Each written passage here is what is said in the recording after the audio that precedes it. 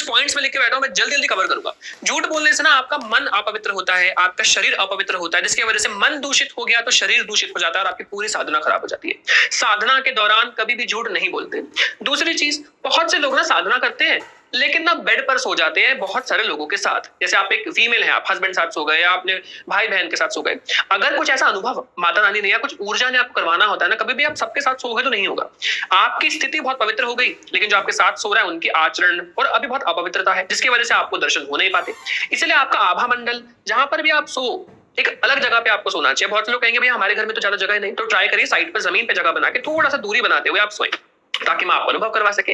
इस प्रकार की चीजों का आपको पालन करना चाहिए। जमीन पर ही सोना चाहिए, मंदिर में ही खासकर आपको सोना चाहिए। अगली चीज होती है, हमें साधना के दौरान हमेशा कम बोलना चाहिए। अब देखो मुझे तो बहुत बोलना पड़ेगा क्योंकि मुझे आपके लिए वीडियोस बनानी होती है, लेकिन आपको कम बोलना है जिससे आपकी बॉडी में ज्यादा ऊर्जा व्यर्थ ना हो। जितनी ऊर्जा आप स्टोर करोगे उतनी ही ज्यादा आगे बढ़ पाओगे। सेम आ जाता है ब्रह्मचर्य का। ब्रह्मचर्य यानी अगर आप बॉडी से ऊर्जा बाहर नहीं निकालोगे, बॉडी में ऊर्जा रहेगी, तभी आपको वो ऊर्जा जो आपकी बॉडी में आप सेव कर रहे हैं ना, वो ऊपर की तरफ उठकर गमन करती है और आपकी कुंडलिनी शक्ति जागृत होती है। तो ब्रह्मचर्य का पालन करना जरूरी होता है। बहुत से लोगों को लगता है ब्रह्मचर्य का मतलब हम हस्बैंड को टच नहीं कर सकते, वाइफ को टच नहीं कर सकते। ऐसा नहीं होता। ब्रह्मचर्य का मतलब होता है कि आपके माइंड में और आपके आचरण में आपको सेक्सुअलिटी को नहीं लेकर आना है, बिल्कुल भी, है ना। सेक्सुअल चीजें इमेजिन नहीं करनी है, उस बारे में ध्यान मन नहीं लेके जाना है। मन में पवित्रता रखनी है कि हमारे मन में काम जागृत ना हो, काम वासना जागृत ना हो, ना फिजिकली और ना मेंटली। इस चीज का आपको ध्यान रखना चाहिए। अब जल्दी से मैं और पॉइंट्स आपके लेके आता हूं। संकल्प, बिना संकल्प के अगर आप साधना करते हैं तो आपकी साधना पूर्ण फल नहीं देती है। आप कुछ भी पढ़ने वाले हो ना, दुर्गा सप्तशती, अब देखो मैंने वीडियो बनाई साधना कैसे करें, टाइटल था नवरात्रों के 9 दिन, मैं लिंक जो है उसका डिस्क्रिप्शन में डाल दूंगा, आप देख लेना। बिना संकल्प के अगर आप कोई भी मंत्र जाप, कोई भी साधना, कोई भी दुर्गा सप्तशती या दुर्गा स्तुति पढ़ते हैं चमन जी की, तो इतना फल नहीं देगी। तो संकल्प लेकर दाहिने हाथ में जल लीजिए, आसन पर बैठिए, दिया जलाइए और अपना पूरा नाम बोलिए। मेरा नाम ये है, मेरे पिताजी का नाम ये है। अगर मैं एक फीमेल हूं तो मैं हस्बैंड का बोल सकते हैं फीमेल्स, अगर वो मैरिड है तो। अदरवाइज सब पिताजी का नाम देते हैं कि मेरा ये एड्रेस है, मैं स्थान का निवासी हूं। आज से मैं दुर्गा सप्तशती के इन पाठ का अध्ययन रोज 9 दिन तक करूंगा। मां कृपा करना, मेरे इन पाठ को स्वीकार करना और कोई भी नेगेटिविटी मेरी ऊर्जा को जो है चुरा ना सके और कोई भी नेगेटिविटी को मैं आकर्षित ना करूं। मेरे परिवार हम सब सुखी रहे, आपका सदैव मेरे घर में वास हो। ऐसी प्रार्थना करके जल को उंगलियों के द्वारा नीचे गिराकर जमीन पर आप अपनी साधना को शुरुआत कर सकते हैं 9 दिन के लिए। अगली चीज, कन्याओं का पूजन। सबको लगता है कन्या पूजन तो आखिरी दिन होता है, ऐसा नहीं है। आप जानते हैं रोजाना आप अगर कन्याओं का पूजन कर सके या हर दिन बढ़ाकर, पहले दिन 1, दूसरे दिन 2, तीसरे दिन 3, है ना, या सभी दिन 3-3 कन्याओं का, महाकाली, महालक्ष्मी, महासरस्वती, या रोजाना कन्याओं का पूजन करें। पूजन नहीं कर सकते तो कन्याओं को कुछ दान दे देना, कोई टॉय दे देना, दक्षिणा दे देना थोड़ी सी रोजाना, बहुत अच्छी है। रोजाना उनका आशीर्वाद लीजिए, उनके पैर छुइए। रोजाना कन्याओं का आशीर्वाद नवरात्रों में खास कर लेने से आप नहीं जानते किस रूप में माता रानी आ जाए, आप पर कृपा कर जाए। अगली चीज आती है मंदिर में सेवा। आप मंदिर जाइए, मंदिर में कोई ड्रेस की जरूरत है, मां को चुनरी अर्पित करिए। मंदिर में आप सफाई करके आ सकते हैं। किसी भी चीज की पंडित जी को लगे जरूरत है मंदिर में तो कुछ ना कुछ दान दीजिए। मंदिर में हवन की सामग्री ही दे दीजिए ताकि जब भी हवन हो तो उसका कुछ फल आपको प्राप्त हो। बहुत से लोग साधना के दौरान बाल कटवा लेते हैं, नेल्स काट लेते हैं। साधना में नहीं करना चाहिए। देखो वो बात अलग है कि अगर आप ऑफिस जाते हो तो शेव करोगे, वो एक अलग चीज है, बट शिखा के बाल नहीं काटे जाते, नाखूनों को नहीं काटना चाहिए। तो नवरात्रों के पहले से ही इन चीजों को प्रिपेयर करके आप रखें। हेयर कट करवाना है पहले करवा लीजिए, नाखून काटने पहले ही आप काट लीजिए। साधना के दौरान हमेशा हमें लाल, पीले या कलरफुल, वाइब्रेंट, ब्राइट कलर्स ही पहनने चाहिए जिससे हम पॉजिटिव एनर्जी को आकर्षित ज्यादा करें। ब्राउन, डार्क ब्लू, ज्यादा कलर्स अगर आप ब्राइट यानी डार्क कलर्स पहनते हैं, ब्राउन हो गया, तो चांसेस होता है कि आप जो ऊर्जा, जो वाइब्रेंस, जो एक वाइब्रेशन आपको फील होगी, एक फ्रीक्वेंसी फील होती है, वो अजीब फील हो सकती है, या आप अलग प्रकार की ऊर्जा को आकर्षित कर सकते हो। तो bright red colour, yellow colour, white colour आप ज्यादा पहनिए। ब्लैक को अवॉइड किया जाता है, बट हाँ आप माँ काली के उपासक है तो पहनेंगे, बट एक बिगिनर नहीं, है ना, वो थोड़ा तंत्र मार्ग आ जाता है। अगर आप काला, लाल रंग पहन के भी आप माँ काली की और माँ दुर्गा की उपासना कर सकते हैं। तो लाल रंग जितना ज्यादा हो सके आप पहनिए ताकि ब्राइट ब्राइट एनर्जी हो, माता रानी की जो ऊर्जा है वो जल्दी आप आकर्षित कर सके। और साफ सुथरे कपड़े पहन के आप साधना करिए। नियम तो ये भी कहता है साधना के दौरान कपड़े एक होने चाहिए। तो जब भी साधना करें लाल रंग की ही महिलाएं जो है साड़ी या चुनरी ओढ़कर या फिर लाल रंग का सूट पहनकर या लाल रंग की टी शर्ट पहनकर ही साधना करें। और जो मेल्स हैं वो भी रेड कलर की टी शर्ट, शर्ट, कुर्ता जो भी पहनते हैं वो लाल रंग का पहनकर साधना करें और वो साधना के अवतार कर फिर से अगले दिन उस समय पर पहनकर करें तो बहुत बढ़िया है। साधना यानी मंत्र जाप का समय अगर एक हो तो बहुत अच्छा है। ओम दुम दुर्गाय नमः का मंत्र जप करिए। दुर्गा जी की चालीसा जरूर आप पढ़ सकते हैं। देवी कवच आप पढ़ सकते हैं। दुर्गा सप्तशती, दुर्गा स्तुति, माँ का नवार्ण मंत्र, लेकिन नवार्ण मंत्र ज्यादा नहीं, थोड़ा थोड़ा करिए, ज्यादा ओम दुम दुर्गाय नमः आप कर सकते हैं। अगली चीज, बहुत से लोग ध्यान नहीं रखते हैं और लेदर का इस्तेमाल कर रहे होते हैं नवरात्रों में। वैसे तो कभी भी नहीं करना चाहिए, बट खासकर नवरात्रों में लेदर की चीजों को अवॉइड करिए और किसी प्रकार का लेदर नहीं पहने ताकि पवित्रता आपके शरीर की बनी रहे अगर आप एक साधना करते हो और पॉजिटिविटी के साथ आगे बढ़ सके। मानसिक जाप सदैव चलाते रहिए। मन मन में सदैव ओम दुम दुर्गाय नमः, जय माता दी, जय श्री राम मन मन में आपका चलता रहे। माइंड में आपके सदैव माँ की छवि बनी रहे। जितना आप नवरात्रों में साधना तपस्या कर माँ को आकर्षित कर सकते हैं, माँ को पा सकते हैं, जिस प्रकार माँ ने मेरी दुनिया को बदला है, मेरे जीवन जीने के तरीके को बदला है, मेरी मानसिकता को, मेरे स्वरूप को, मेरे विचारों को, मेरे आचारों को बदला है, उसी प्रकार आपके विचारों को भी, आपकी मानसिकता को भी और आपको भी लाइफ में प्रगति देने में माता रानी सक्षम है। इस चीज पर भी आप ध्यान दीजिएगा।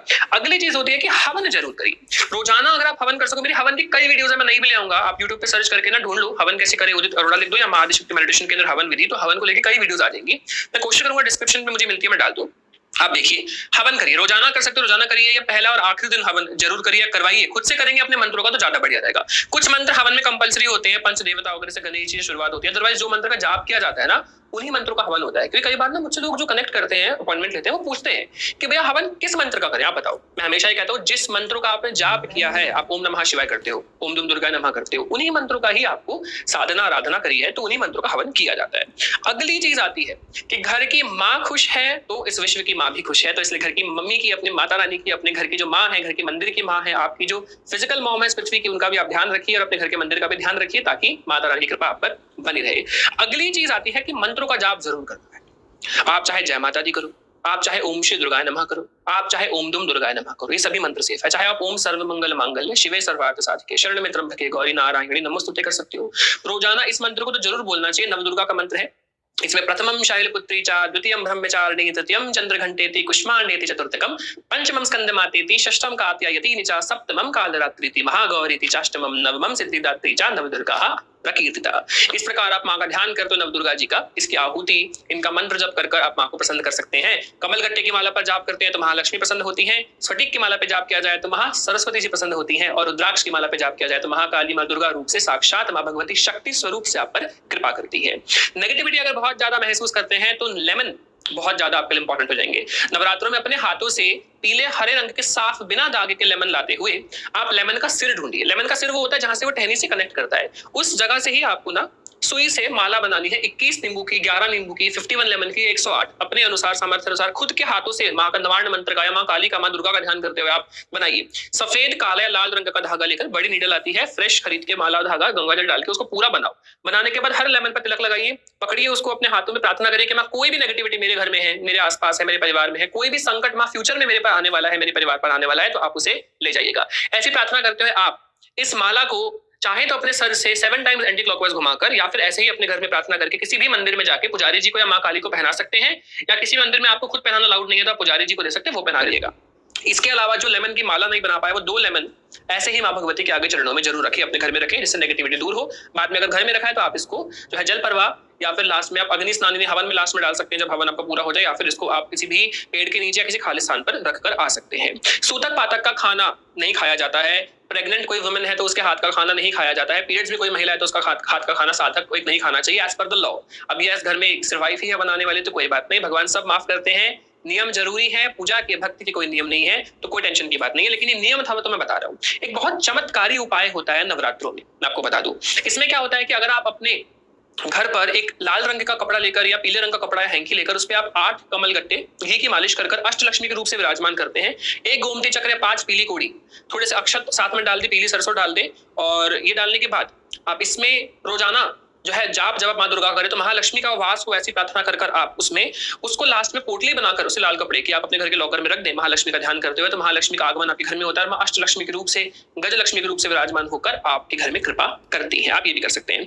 इसके अलावा हमें इस बात का जरूर ध्यान रखना चाहिए कि साधना करते वक्त पवित्रता ना भंग हो, मंत्रों का जप हो, किसी का भी दिल आप ना दुखाएं, सबसे प्यार से बात करिए, समय से उठिए, समय से सोइए, रात को जितना ज्यादा हो सके जाप करिए। 9 बजे से लेकर 12-1 बजे का समय बहुत अच्छा होता है, ज्यादा से ज्यादा जाप करिए। नवरात्रि रात्रियां होती हैं ऐसी 9 बहुत पावरफुल। नवरात्रों का साइंस ये है कि नवरात्र करने से आगे वाला जो जीवन है साल में 2 बार आते हैं आपके, बहुत पावरफुल, बहुत सुखद जाता है। माँ शक्ति प्रदान करती है, माँ ज्ञान देती है, माँ विद्या देती है, माँ धन धान्य देती है। ना आप पालन पोषण कर सकते हैं बिना महालक्ष्मी के, ना ज्ञान जो है माँ सरस्वती जी के बिना प्राप्त होगा, और ना ही आपको शक्ति प्राप्त होगी बिना महाकाली जी के। तीनों देवियों का ध्यान करते हैं, माँ वैष्णो देवी जी का ध्यान करते हैं, माँ दुर्गा का ध्यान करते हैं, माँ नव दुर्गा का ध्यान करते हैं। ये साधना आराधना इन नियमों का पालन करते हुए करिए, माँ भगवती आपके घर में जरूर आएंगी।